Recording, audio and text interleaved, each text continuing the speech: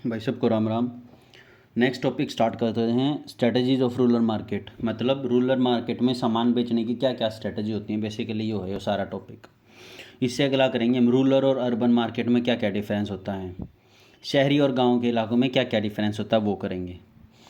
इसके बाद एक रह जाएगा टॉपिक ये अपना e commerce in rural market, क्या क्या ई कॉमर्स है, फिर अपना ई चौपाल। आज ये ख़त्म ही करवा देंगे जल्दी जल्दी। देखो स्ट्रेटजी होती है एक तो ब्रॉड बेस ऑफ कस्टमर। पहले क्या था रूरल मार्केट में, आज से 10 15 या 20 साल पहले रूरल मार्केट को जो अपने ये इंडस्ट्रियलिस्ट थे ना, ये समझते थे कि रूरल मार्केट के लिए एक ही स्ट्रेटजी काम करेगी, लेकिन ऐसा था नहीं। और आज के टाइम में और पहले के टाइम की रूरल मार्केट में दिन रात का अंतर है।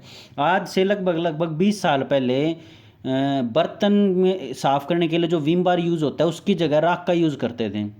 तो कंपनी को एक प्रॉब्लम आती थी विम बार सेल करने में, लेकिन लाइट पहुंच गई गांव में, जिसकी वजह से लोगों के घर पे फ़ोन हो गया चार्ज करने के लिए, या फिर टीवी हो गया, उस पे जो देखते हैं फिर वही चीज़ें मंगवाते हैं। तो एक तरह की स्ट्रेटजी बन गई कैपिटलिस्ट की कि हाँ भैया ये स्ट्रेटजी और इस तरह से हम काम कर सकते हैं। तो बहुत बड़ी मार्केट है अभी भी, जो रूरल मार्केट है ना वो बहुत ज़्यादा बड़ी है। रीज़न बिंग अभी भी कुछ इलाकों में वो इंडस्ट्रियलिस्ट नहीं पहुंच पाए हैं जो पहुंचने चाहिए, जो शहरी इलाकों में है वो गांव तक नहीं पहुंच पाए हैं अब तक भी। जैसे जो बिल्कुल एक डिस्ट्रिक्ट की बिल्कुल सीमा पे गांव है और दूसरे डिस्ट्रिक्ट की सीमा पे गांव है, तो वो बिल्कुल पिछड़ा हुआ गांव होगा, वहाँ तक वो सुविधाएं नहीं होगी जो शहर से लगते गाँव के पास होंगी। ठीक है, अब पढ़ते हैं इसके क्या क्या हैं पॉइंट्स हैं, स्ट्रेटजीज क्या क्या है। एक तो सेगमेंटेशन ऑफ रूरल मार्केट, ये मैंने पहले भी बताया था, इससे जस्ट प्रीवियस टॉपिक है पार्ट 4, अब ये पार्ट 5 है।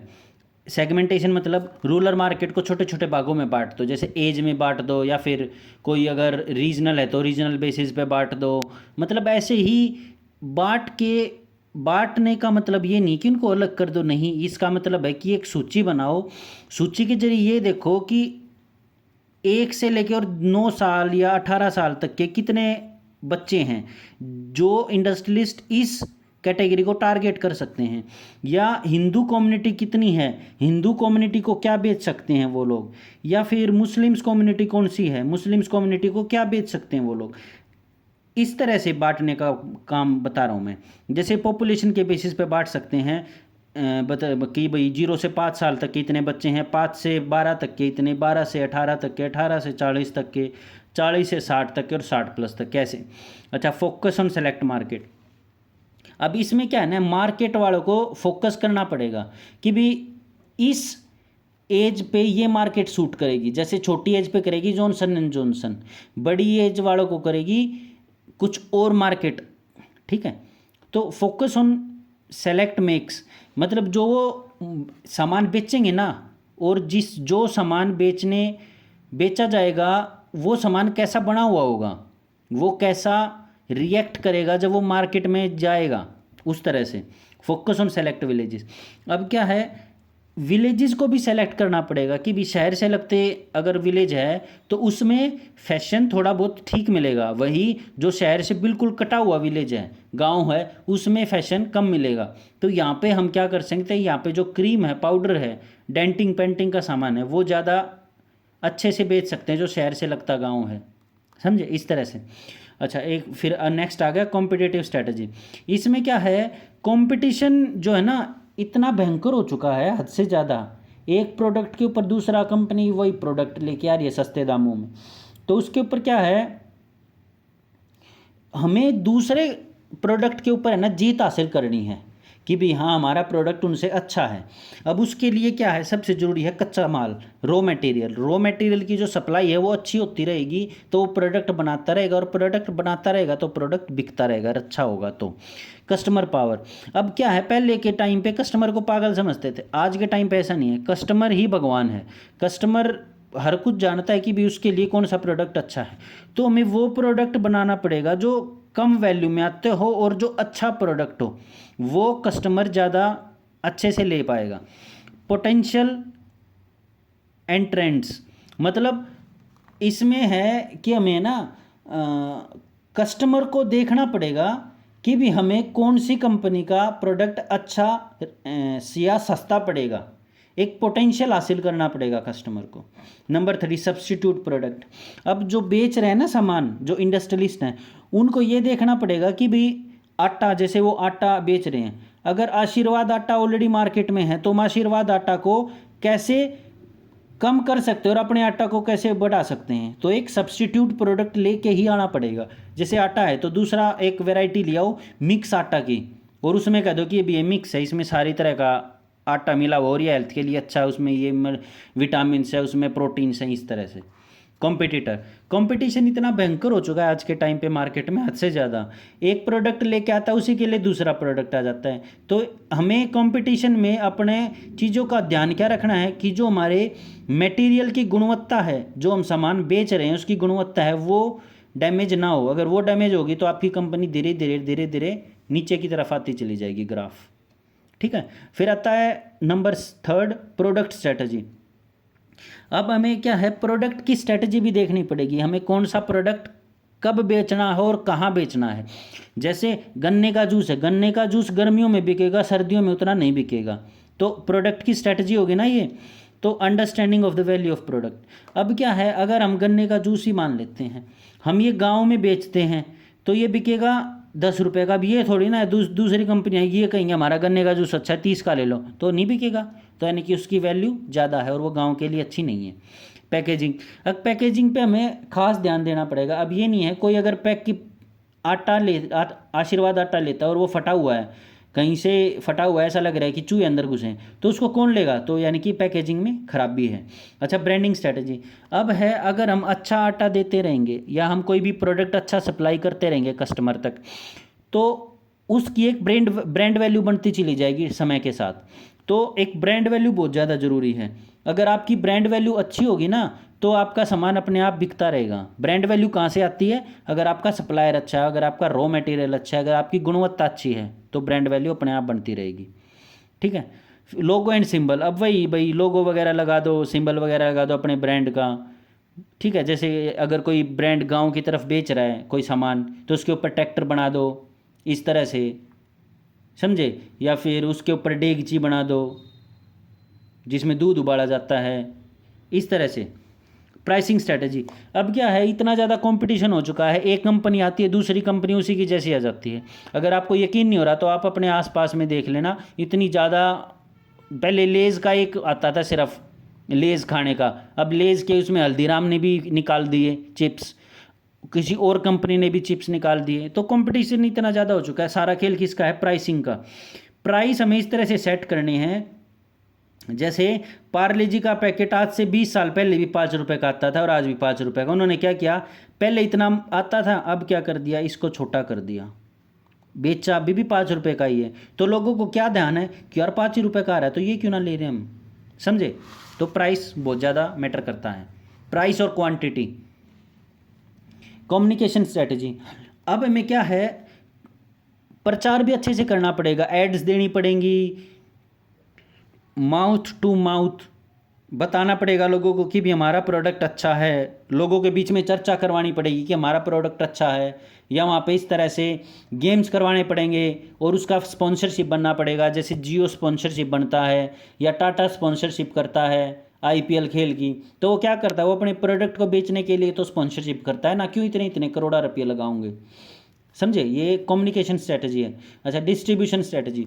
डिस्ट्रीब्यूशन स्ट्रेटजी है कि जो आपके गांव तक सामान डिस्ट्रीब्यूट कर रहा है वो बंदा यकीन करने के लायक है या नहीं है। क्या पता वो बीच में डैमेज कर दें और आपकी सारी की सारी साइकिल बिगड़ जाए। Number 8 hiring strategy. अब क्या है, अगर शहर का बंदा गांव के अंदर जाके कोई सामान बेचेगा तो उस तरह से नहीं बेच पाएगा।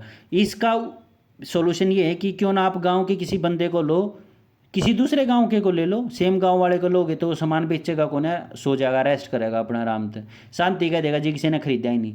तो आप 10-12 गांव छोड़ के किसी गांव वाले को लेके आओ और इस गांव में सामान बेचो, ये वो उसको कहो कि तेरा टारगेट है इतना सामान बेचो, तो वो गांव की लैंग्वेज को, गांव के लोगों को समझता है कि उनको किस तरह से बताया जा सकता है, तो वो उसी तरह से उनको अप्रोच करेगा, उनकी तरफ बढ़ेगा कि हाँ मेरा सामान इसीलिए बढ़ा है। Social strategies. आज का युग ऐसा है कि सबके पास मोबाइल फ़ोन हो गए, कंप्यूटर हो गए, अपना सबके पास टीवी हो गया। तो इससे क्या है, सब आजकल सब इंस्टाग्राम पे हो गए, अच्छा और कौन कौन सी है, फेसबुक पे हो गए, व्हाट्सएप पे हो गए। तो सारे के सारे लोग आपस में चर्चाएं करते कि भी ये प्रोडक्ट बड़ा अच्छा है, वाव का प्रोडक्ट सनस्क्रीन बड़ी अच्छी है, या भी किसी और का प्रोडक्ट बड़ा अच्छा है। तो उससे क्या होगा, एक सोशल स्ट्रेटजीज़ बनती हैं कि हाँ भाई, इस तरह से हम अगर अपना प्रचार करवाएंगे सोशल के थ्रू, सोशल मीडिया के थ्रू, उससे हमारा फ़ायदा होगा। चलो ये स्ट्रेटजीज़ ख़त्म होगी। ये स्ट्रेटजीज़ थे, इस तरह से हम, इस तरह से जो अपना इंडस्ट्रीज़ वाले हैं ना, वो अपना सामान बेच सकते हैं गांव में। नेक्स्ट टॉपिक, रूरल और अर्बन के बीच में क्या क्या डिफरेंस है। अच्छा जी, रूरल क्या है, widely spread and scattered consumer.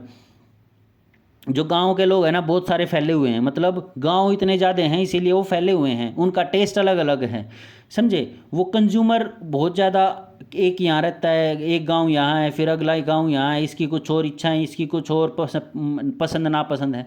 वही अगर शहर है, शहर इतना है, उसी के अंदर सारे के सारे लोग रहते हैं, तो वो मोस्टली क्या कंसनट्रेटेड है, मतलब एक तरह की एक सीमा के अंदर ही रहते हैं। अच्छा, लो डेंसिटी ऑफ पॉपुलेशन पर स्क्वायर। अब क्या है, गांव के अंदर जो घनत्व है ना अपना पॉपुलेशन का, वो बहुत ज़्यादा कम है, वही शहर के अंदर बहुत ज़्यादा, बहुत ही ज़्यादा। इसीलिए सारे के सारे जो अपना सामान बेचने वाले शहर की तरफ आकर्षित होते हैं। क्यों? क्योंकि जब हमारा सामान ज़्यादा पॉपुलेशन, ज़्यादा जो जनसंख्या के बीच में जाएगा तो तभी तो बिकेगा। अच्छा, फिर अपना poor physical connectivity and low mobility. अब क्या है, अब गांव की, कई गांव में तो रोड ही नहीं अच्छे से अच्छे, तो वहाँ तक सामान जाए कैसे, व्हीकल के थ्रू। व्हीकल आता तो व्हीकल टूट लेगा, समझे, फिर उसकी कॉस्ट भी लेनी है तो सामान और महंगा हो जाएगा, तो सामान बिकता ही नहीं। एक तो फिजिकल कनेक्टिविटी इतनी ज़्यादा अच्छी नहीं है, फिर ऊपर तो लाइट ही नहीं रहती गाँव में, तो ये प्रॉब्लम है। वही शहर में ये इसका उल्टा है, अच्छी फिजिकल कनेक्टिविटी, बढ़िया रोड बन रहे हैं, बढ़िया कनेक्टिविटी है, बढ़िया अपने लाइट आवे है, ये है मोस्टली एग्रीकल्चर ऑक्यूपेशन। अब क्या है, गांव के अंदर आपको गिने चुने घर मिलेंगे जो ये कहेंगे कि भी फलाने का छोरा तो पुलिस में लाग रहा है, फलाने का छोरा सरकारी नौकरी पे है। वही शहर के अंदर ये कहते हैं कि फलाने का छोरा खेती करा है, तो शहर के अंदर खेती कम है, गांव के अंदर खेती ज़्यादा है, तो यानी कि वहाँ पर, यहाँ पर खेती का सामान बिकेगा, यहाँ पर और सामान बिकेगा, जो हो गया। तो ये एक तरह की स्ट्रेटजीज़ है, डिफरेंस हो गया रूरल और अर्बन मार्केट में। नेक्स्ट पढ़ते हैं e commerce in rural market. E commerce क्या है, इलेक्ट्रॉनिक कॉमर्स। इलेक्ट्रॉनिक मतलब इलेक्ट्रॉनिक वे से हम अपना सामान किस तरह से बेच सकते हैं। हम कौन, हम मतलब जो सामान बेचता है कौन, इंडस्ट्रियलिस्ट, ठीक है। इसमें क्या है, हमें जो है ना सहायता करनी चाहिए स्मॉल स्केल इंडस्ट्रीज़ की, जैसे अपने एमएसएमई हो गए, एमएसएमई, इसकी फुल फॉर्म लिख देना कमेंट्स में। अच्छा, ऐसा कर लेना आप लोग, अगर वीडियो पसंद आए तो लाइक करो, ना करो कोई दिक्कत ना है, मत करो, थम वीडियो देख लो पूरी, मैं सिर्फ इतना कहूँ, थम अपना भला कर लो और सिलेक्शन ले लो, सिर्फ मन और क्या मना चाहिए, ठीक है। और अगर कोई प्रॉब्लम हो तो कमेंट्स डाल सकते हो कि भाई हमें ये प्रॉब्लम है, एंड मैं पीडीएफ नहीं दूंगा। अपने हैंड रिटन नोट्स बनाओगे ना, जैसे अभी मैंने ये इतनी सारी ये बताई हैं स्ट्रेटजीज़, ये अब अगर आप अपने हाथ से लिखोगे ना तो आपको ज़्यादा जल्दी याद हो जाएंगी। वही अगर आपको हैंडमेड नोट्स देगा ना तो कौन नहीं हो याद, आपने पका पकाया खाना मिल जाएगा, कोई फ़ायदा नहीं उसका, ना अपने मजा आवे, ना मन में मजा आवे, ना मेरा मोटिव पूरा हुए। चलो, अब क्या है, इंडस्ट्रीज़ लाइक हैंडीक्राफ्ट, जो हाथ से बने हुए, जैसे मिट्टी के बर्तन, जैसे पित्तल के बर्तन, या फिर कोई और सामान, समझे, वो क्या है, वो ये जो सामान है, वो ये सामान कहाँ बेच सकते हैं, ऑनलाइन बेच सकते हैं, समझे। तो ऐसी चीज़ों के लिए हमें ई कॉमर्स का सहारा लेना पड़ेगा। अब ये तो है नहीं कि कोई गांव अगर 50 किलोमीटर दूर है तो वो किसी चीज़ में आके सामान बेचे, नहीं, वो कहेगा कि भी 50 किलोमीटर दूर मेरा ये सामान अगर आपको चाहिए तो माऊँ, नहीं तो फिर फ़ायदा क्या, समझे। तो एक तरह से उसका जो है ना खरीदार, वो एकदम तैयार है। अच्छा, ट्रांसफर्ड थिंग्स फॉर बेटरमेंट, चलो ये छोड़ो। Internet user in rural market. अब क्या है, रूरल मार्केट में जो है ना यूज़र मतलब इंटरनेट का यूज़र, जो अपना इंटरनेट का जो ग्राहक है ना, गांव के अंदर रूरल मार्केट के अंदर वो 25 साल से कम का ही है, ज़्यादा मैक्सिमम। तो इससे होता क्या है, सामान किसको बेचना है, 25 से ज़्यादा वाले को, एग्रीकल्चर का सामान, लेकिन है कौन 25 से कम वाला, और वो टाइम पास भी किस में कम कर रहा है, यूट्यूब पे वीडियो देख के, यूट्यूब पे शॉर्ट्स देख के, बकवास की ये वीडियो देख के इन पे अपना टाइम वेस्ट कर रहा है, ढंग की चीज़ वो भी नहीं देख रहा। लेकिन क्या है, बस उसके पास इंटरनेट की कनेक्टिविटी, इसीलिए वो हो सकता है 10 दिन में से एक घंटा या 2 घंटा या 10 घंटे तो किसी अच्छे काम के लिए लगाए। ठीक है, तो ये ई कॉमर्स है, हमें ई कॉमर्स का साथ लेना ही लेना पड़ेगा। गवर्नमेंट की भी कुछ अपना ये हैं क्या कहते हैं, वेबसाइट्स हैं जो किसानों का साथ दे रही हैं। जैसे हर उसमें ना गांव के अंदर किसान के अंदर है, तो उस पे क्या है, किसानों को सहायता मिलती है, या शहर के अंदर आसपास के शहर के इलाकों में, उसमें क्या किसान जाके अपना सामान कह सकता है कि मेरे को ये सामान बेचना, आप बिकवा दो। ठीक है, अब आ जाते हैं ई चौपाल। ये अलग से दे रखा है अपना ई चौपाल या इससे रिलेटेड इनिशिएटिव। अब देखो ई चौपाल क्या है।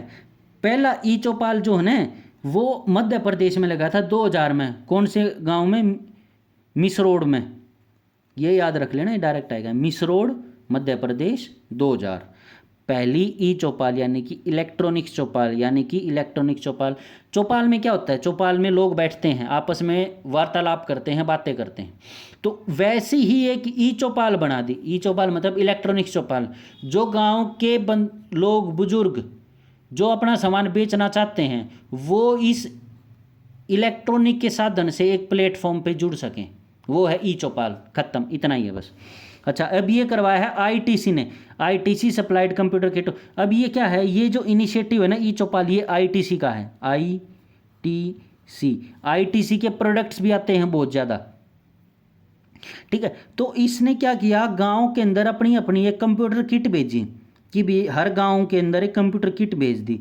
अब वो भी चुनिंदा गांव के अंदर भेजे, ये नहीं है जितने भी 6800 कुछ गांव हैं हरियाणा के, सबके सब अंदर भेज दी, नहीं, चुनिंदा गांव के अंदर भेजी है, वो फीडबैक लेने के लिए। तो क्या है, फार्मर जो है ना, यो WWW, इसकी फुल फॉर्म बताओ, चलो, वर्ल्ड वाइड वेब, इसके थ्रू क्या है, फार्मर को एक्सेस दिलाएगा वर्ल्ड मार्केट का, कि भी अगर आपके पास 306 गेहूं हैं MP में, तो ई चौपाल के प्लेटफॉर्म के थ्रू आप वो गेहूं कहाँ कहाँ बेच सकते हो, ग्राहक कहाँ कहाँ है वो बताएगा।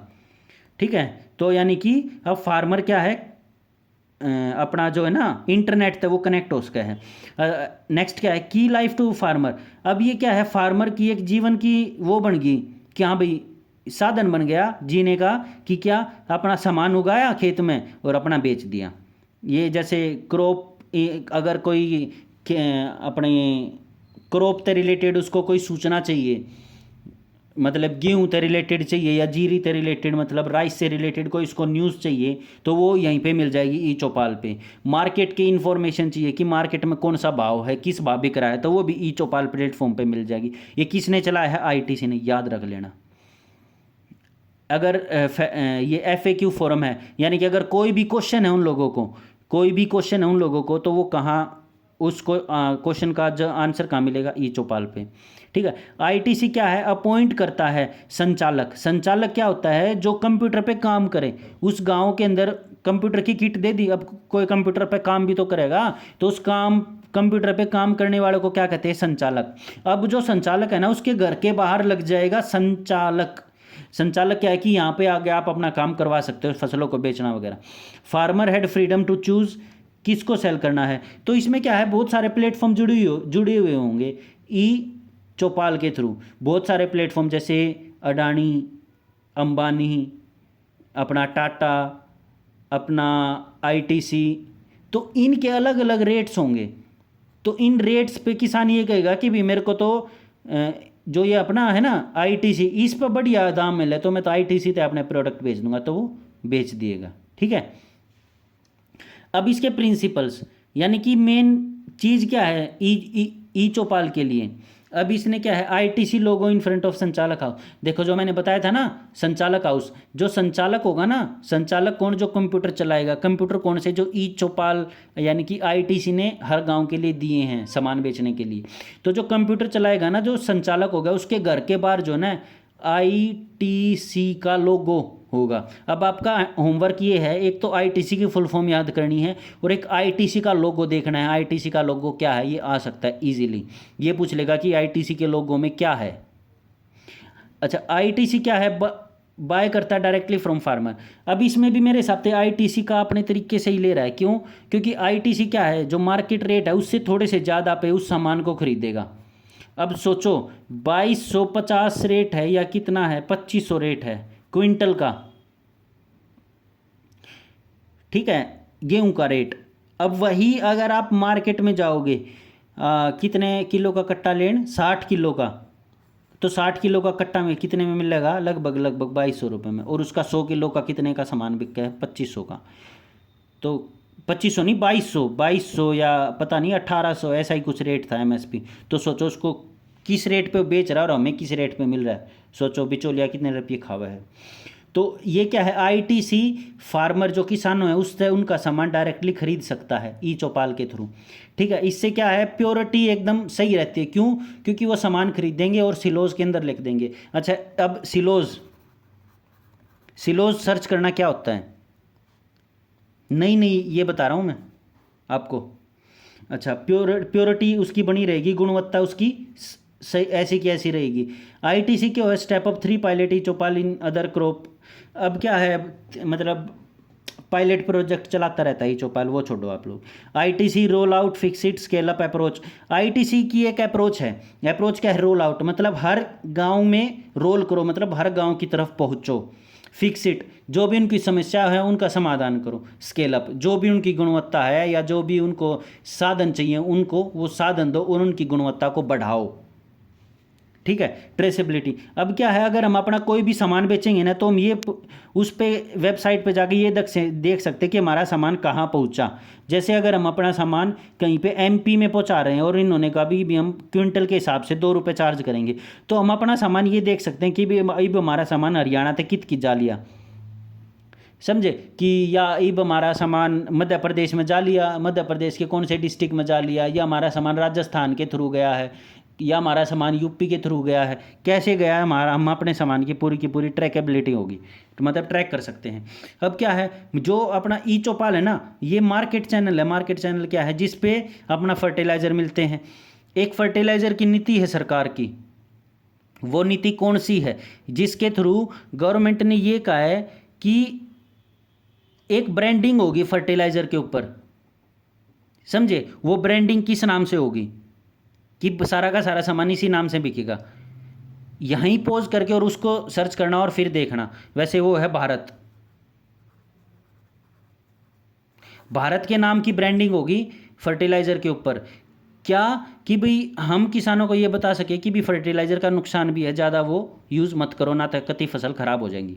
अच्छा, सीड्स, किसानों को सीड्स कम दाम पे उपलब्ध करवाना, अच्छी क्वालिटी के सीड्स देना। क्रेडिट, अब जो भी उनका सामान बिकता है डायरेक्ट उनके खाते में पहुंच जावे।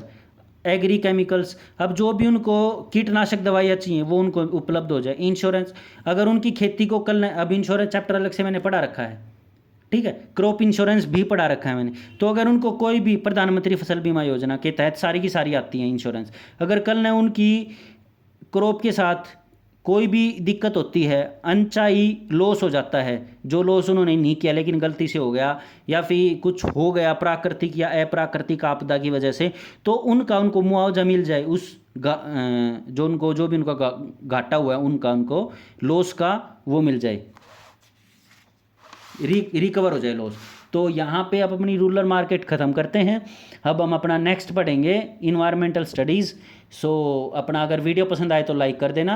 और ये मेरा एक छोटा सा इनिशिएटिव है सभी को अपना पढ़ाने का और शिक्षित करने का, ताकि आप लोग सीटी क्लियर कर सको और अपना बढ़िया जगह सेटल हो सको। All the very best and signing out.